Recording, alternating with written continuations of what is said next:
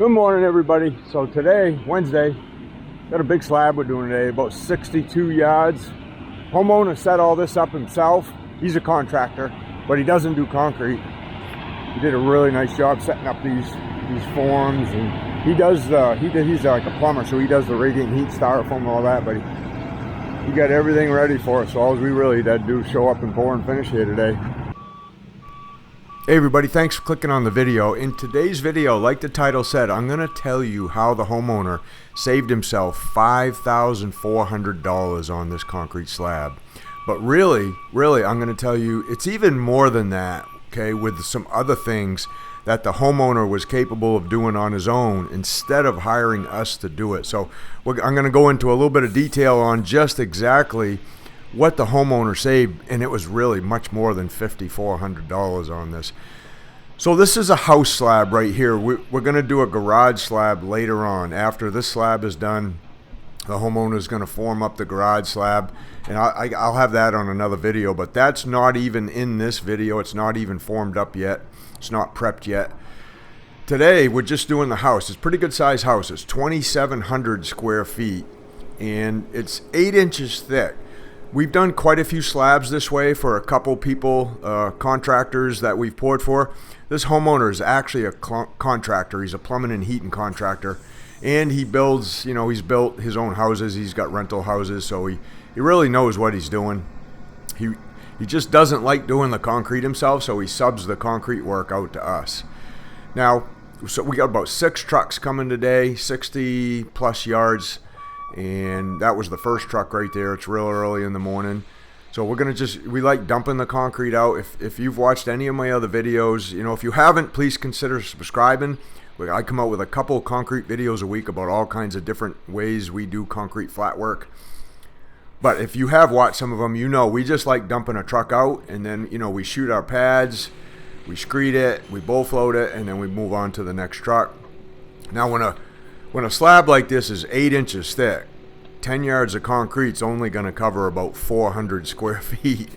So it's a 10-yard truck really isn't going to go very far, maybe 20 by 20 section, something like that. So it doesn't really take long to dump a truck out or get it, leveled out, screeded, and bull floated.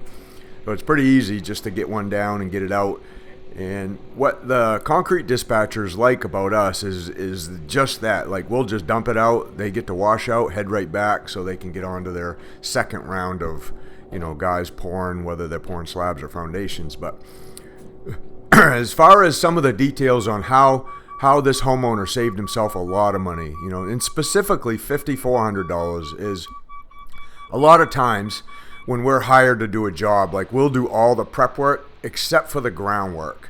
So an excavator, usually the homeowner, the contractor, or the general contractor will hire an excavator. They'll come in, they'll dig something like this out, maybe a couple feet, and they'll put in 18 inches of gravel, 2 feet of gravel, compact it really good, and then we'll come in and we'll set up all the forms. Once we get the forms all set up and squared and in place, pinned in place and set to grade, then the plumber can come in on a house slab like this, and he can measure off all the forms and put in the plumbing wherever they need to put it, bathrooms, kitchens, stuff like that. That way they know exactly where all the walls are going to go, and where all the appliances are going to be set based on the forms being set and squared and all that. So in this case right here, the homeowner or the contractor's name was Jim. He's capable of doing that himself. He's capable of setting the forms and getting them square, and has a laser so he can set them to grade, get them all pinned in place, and brace them. He's capable of doing all that himself.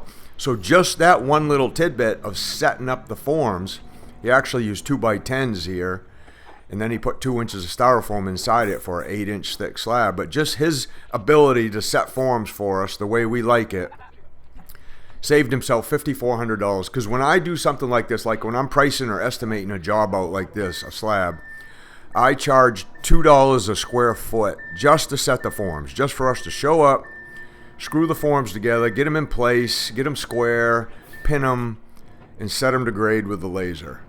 So $2 a square foot, 2,700 square feet times $2 is $5,400. So I mean, however long it took him. If it took him a day, if it took him half a day, I don't know.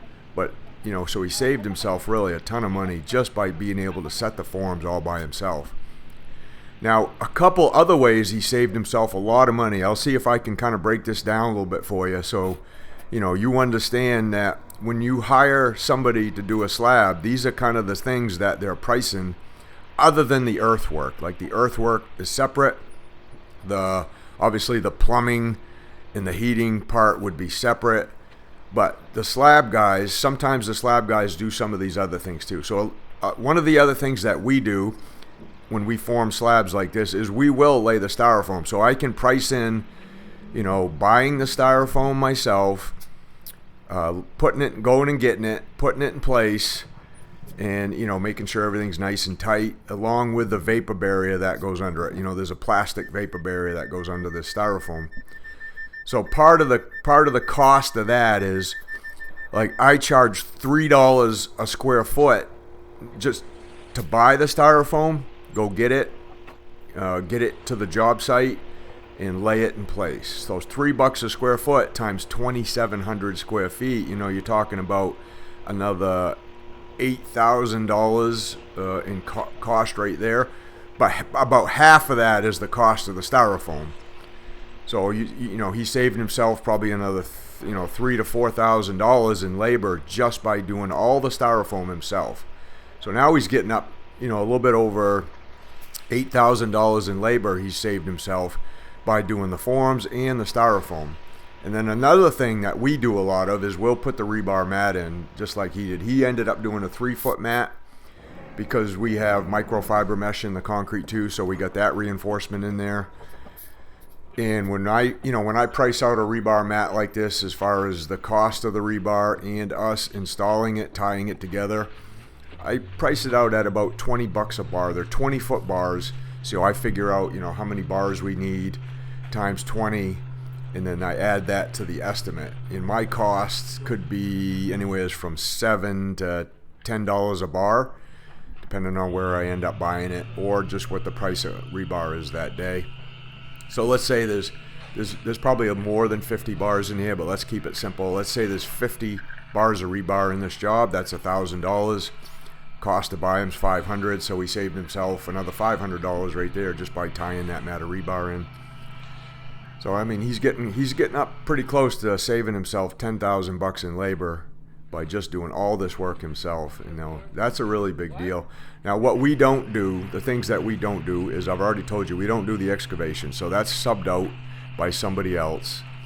So I don't know what that costs. I don't know what them guys charge to come in and dig this out, fill it back in with gravel, compact it. I mean, every job here in Maine is a little different because the land is always different. This one's actually a fairly flat piece of land, so probably a little bit less than if the land has a lot of slope, or if they get into a lot of ledge or something like that. This is probably one of the, but I couldn't even really guess at what the excavation costs for this. You'd have to actually call a company and find out. And then, obviously this homeowner contractor here is a plumbing heating guy, so he can do all his plumbing, and then he can lay all those radiant heat tubes in there. Now what this guy Jim, what he likes when he's laying his radiant heat tubes, you see some wire mesh in there. He likes using the wire to tie his tubing to, and that's honestly, that's the best case scenario I feel when you're pouring a concrete slab, is to tie the tubing to the wire. And when Jim puts the wire down, he's very meticulous at how he lays the wire and how he ties it together. It's really neat. All the squares line up, everything's nice and straight. That way when he ties his tubing to the wire, the tubing is also exactly where he wants it to go. And what happens is when that wire is nice and straight and it's laying on the styrofoam, you can get a little bit better idea of the wire right there. The wire is those little 6-inch squares. The wire comes in 5-foot by 10-foot mats, flat mats. And you can see how nice and straight the radiant tubing is. So they'll tie the tubing, 1 foot apart, using the wire as a guide to go by. And they don't really use the wire as a reinforcement. They just leave it down on the styrofoam at the bottom of the slab. That's what these heating guys, all the ones that I work for in Maine, they like the radiant tubing on the bottom of the slab, down towards the bottom. It just, for whatever reason, it just seems to heat the slab a little bit better than having it in the middle or closer to the top. Once that slab is heated with that radiant tubing, once it reaches its full heat, it's just the way they like it. So you can argue, placement.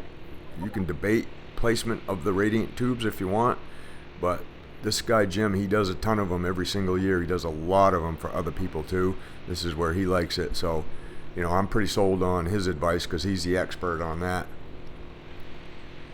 So he can do his own plumbing, he can do his own tubing, and save himself a ton of money there just because he is the contractor. Whereas most people would have to pay somebody extra for that. So again, $5,400 is just the beginning of what he saves himself by doing the forms, and then by being able to do the styrofoam, lay the wire down, lay the mat of rebar, put the radiant tubing in, do the plumbing. I mean, I don't even know.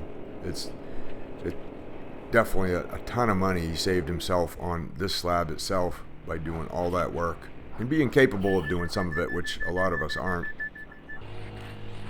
So we're getting the bigger main part of the house done here with the 4th truck. Now we're on to the 5th truck, and we're going to get that truck dumped out because what we really want to know is, being able the grade was really good here. It was probably within like a half an inch. So figuring concrete was actually pretty simple. You can see Darren using that vibra screed, how easy it is to screed concrete using the vibrating screed like that. That makes vibrating concrete really easy. So we really like those screeds, especially this MBW from Screed Demon from MBW with the battery. Very quiet. The key is, you see Luke on the right, Eric on the left, both the guys in the blue shirts. Those guys puddling make the guy running the screed easy. His job really easy if they know what they're doing. So the 5th truck is mixing up. We're using a 3,500 psi concrete with microfiber mesh. We got water reducer in it, so the water reducer allows us to pour a pretty loose lump here without adding water. And it doesn't affect the strength of the concrete. It actually probably helps increase the strength because we're actually pouring a very low slump, low water to cement ratio concrete using the water reducer versus not having the water reducer, adding water to the concrete to make it loose like this. That actually weakens the concrete. So water reducer is a key. It's just a few ounces they add per yard of concrete at the concrete batch plant when they batch the concrete truck out. So there's the main part of the house. Now we're on to the back part. We've got the conveyor truck here with us today. That's a conveyor truck. So that conveyor reaches out 40 feet just in case you need the conveyor to use to reach a job. It could be a slab like this, it could be a foundation wall, it could be a footing. Those conveyor trucks are busy every single day, and when we order concrete, I don't order and ask for it specifically unless we need it. The only time we ever get it like this, if somebody's not using it first thing in the morning, they'll just send it out with the other trucks. And this company that we're using, all they have is these what we call rear dump concrete trucks. They don't have any front discharge trucks in the area that we're pouring. They have 2 or 3 other concrete plants in the different areas of the state we're at, but they're too far away to send us those trucks. So we use mainly these rear dumps, which means we have to have a guy holding the chute right there. Sean's holding the chute, and he's kind of what we like about holding the chute though is we can tell the driver like how fast we want the concrete to be discharged out of the back, and we might want it a little bit faster than what a front discharge guy would make it come out. So we can dump the concrete out actually a little bit faster, and then we can move the chute at a pace to fill the slab up at the pace that we want, not just like back and forth like a front discharge driver would be kind of moving it like back and forth and kind of guessing, do we have enough concrete there? It looks like they have enough. I'm going to move it to the left. I'm going to move it to the right or whatever so I don't get too much there. Like he's kind of guessing about what we want versus the guy holding the chute knows exactly how much meat we want in a certain area. So there's a lot less back and forth with the chute. It's actually much faster sometimes, I think, if we're holding the chute. It just takes an extra man to hold the chute, but it's really not that big a deal when you got enough guys here. Like Darren shooting grades with a laser, trying to get what we call a wet pad in the middle of the slab. And then all the outside edges, the forms are set right to grade, really, really level, so we can just mag float a pad off that, and that's kind of what we're using to screed by.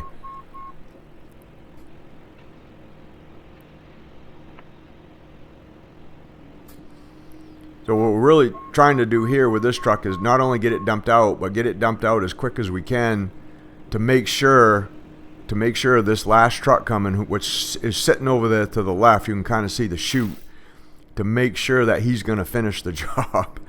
You know, to make sure that last 10.5 yards on that truck is going to finish that strip, because if it's not, you know, I want to call the batch man right now, because they're about a 40-minute ride from here.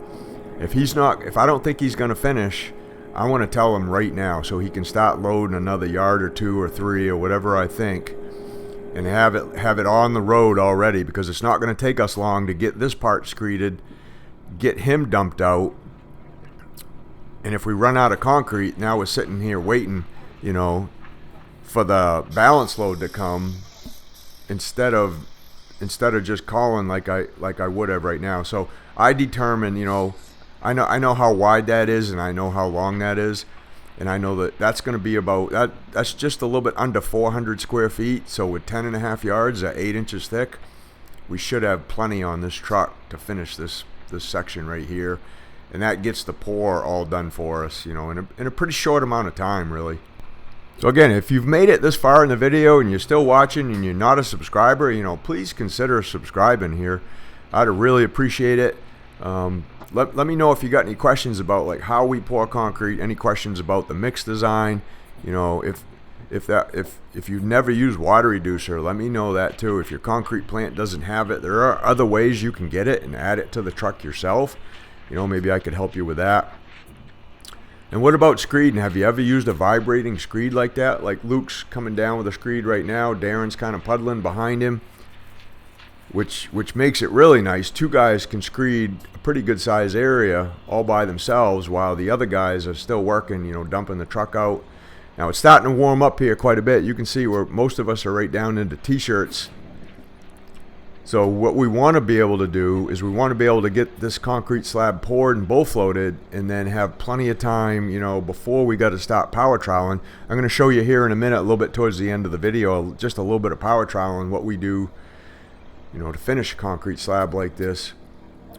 But the real key is getting something, you know, 60 some odd yards dumped out, getting it down, bull floated, with, you know, going around multiple pipes and you know, obstacles coming out of the slab, making sure everything's nice and flat, and then having time to get back before, you know, 1 or 2 guys got to go back and start finishing before you're even done dumping. So that's really, you know, kind of what we're shooting for here. And we do have a little bit of method to our madness about how we pour a slab like this, and we keep our mindset is, when we go to finish a slab, we want the finishing process to be as simple as possible too. So we're gonna pour out the concrete trucks in a way that makes power troweling the slab as easy as possible for us. So we kind of think of that stuff too as we pour concrete, you know, versus just dumping trucks here and there and randomly. There is a simple method to that madness. So we got plenty of concrete in there. We actually got just a little bit too much. Eric shoveling a little bit out, making a couple little piles.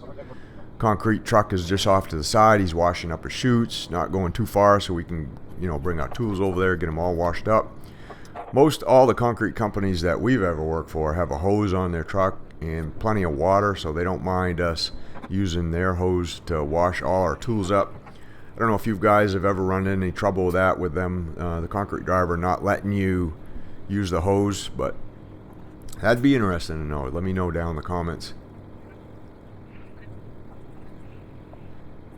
And pouring a slump like that was probably a good 6 slump, 6.5. Bull floating. The key to that is to see how easy it is to bull float, just down and back, and then Darren's coming behind me, just kind of magging out the bull float marks, getting the edges nice and smooth, and then we can just let that sit until it's ready to stop power troweling.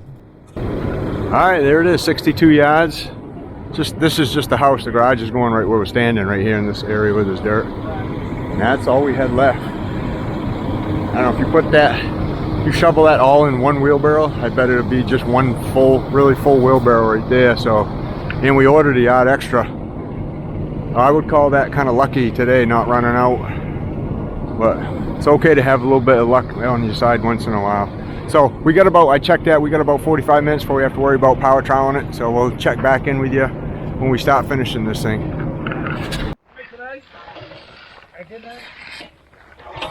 It's probably empty. It's probably empty. He ran it for 6 hours straight. I mean, we haven't done too much pouring lately.